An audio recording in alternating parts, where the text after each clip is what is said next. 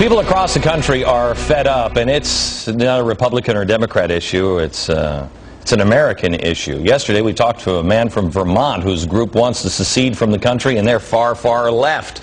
Today, we head to Texas. But first, we decided to go to the streets of New York City to see if people even knew what the heck we were even talking about. Secession, like a state would secede from the Union. Do you think that there's any state that would secede from the Union? Yes. Which one? Maybe New Hampshire. States like Vermont. That would be Texas. Texas. Vermont. Texas. California. Do you think that there's a state that would leave the Union? Absolutely not. Would you ever want to leave the Union? No. Absolutely not. No. Okay. I love the United States and I want it to be together in America. But either way, get your muskets, let's go. Well, you know, the New York Times has blamed me and Bill O'Reilly several times. You were ripping this country apart. Really? I love it all together. I think we should just really maybe, link with common sense.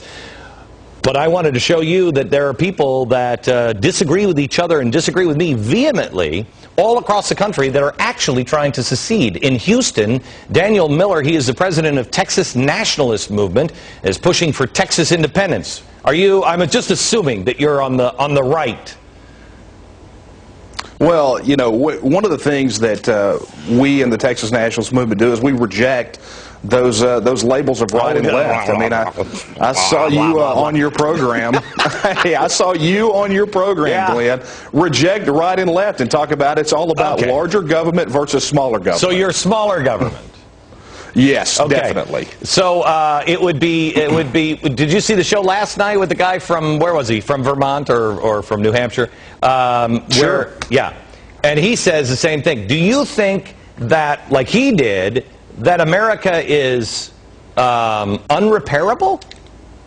Well, I think definitely the federal government is irreparable. I mean, I look back at my history and my involvement and my engagement in politics and engagement in the political system as a whole. And I've done everything I can since the time I was at the age of 18 to protect the Constitution and the rights that it upholds. And what we're seeing here is a federal government that has spun wildly out of control, and this is not a recent phenomenon. This has been going on for quite some time. Oh, I know, 100 years. Here in Texas, we feel it. Yeah. In areas where they don't need to be active, they act too much, and in areas where they are supposed to act, they fail miserably. Can we just go back to the big? Can you go back to the video of the big bloody arm? People from Texas, I love you to death. The flag with the big bloody arm, you got to stop sending to me because they don't understand it up here in the north. They don't get it. It puts me on watch lists. Daniel, are you anti-government? No, not by any stretch of the imagination. Our position may put us against what the federal government wants, but we are pro-good government, which apparently is something that's lacking in Washington, D.C. now. Are you? How big is your movement? Well, over the course of our lifespan, we've been around since the tail end of 1995. We've had over 250,000 people in and out of our organization at various times. So, we have what I would consider a fairly broad base of support, probably more than any other secession movement in the United States. Okay. More with Daniel after the break from Texas. Hang on. The president.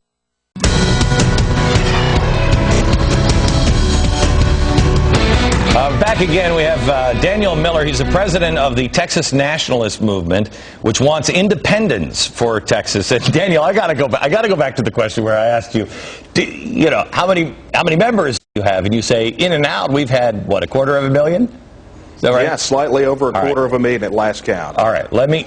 There's no offense here, but I have to ask you. When you say, hey, over the years we've had them come in and out, are they coming and then they come one time and they're like, oh, no, I can't join that, and then they leave? I mean, how many current members do you have?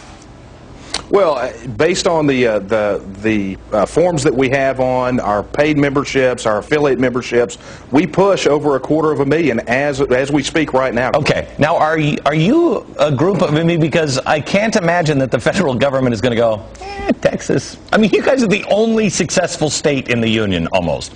I can't imagine they're just going to say, Texas, go ahead. They're not going to let you secede.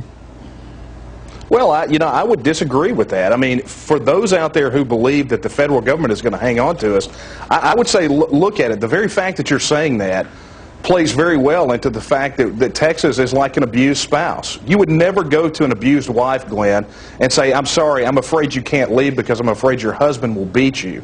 It's morally reprehensible to say something like that. But the fact of the matter is that's where we are. We want a divorce, Glenn. We want to be divorced from the United States federal government. Here's what, and I've had this discussion off air with several scholars, because the Constitution somehow or another has become a suicide pact, where you can't get out of the, once you join the Union, you can't get out, which it leaves no place for a threat to the federal government. You know, once you're in, you're always in. It's, you know, that's Hotel California. No thanks. Where are you reading that, I mean, the Civil War, they say, solved that. Where are you reading that you can just leave? Well, I mean, you're obviously a friend and a colleague of Judge Napolitano. Yeah. Judge Napolitano can answer that question for you very easily, where the right to secede pre-existed the Constitution. It's why they never spelled it out. I mean, who would ever enter into some sort of contract that said when one of the parties broke the contract, that the contract was still in force and you had to live under that abuse? No one. So no one would ever make that argument and maintain any intellectual honesty whatsoever. You actually, we only have 30 seconds, so we have to go quick. You actually believe that Tea Parties are the gateway drug to secession. Is that true? Well, I think that's definitely the case for a lot of folks, because, you know, the Tea Parties have been about venting frustration and anger with what's going on in Washington, D.C. And what we're seeing here is people are looking for solutions, and the solution for Texas is Texas independence. Unbelievable. Thank you very much. I appreciate it. We'll be back. Hey, thank you. You bet. Back in a minute.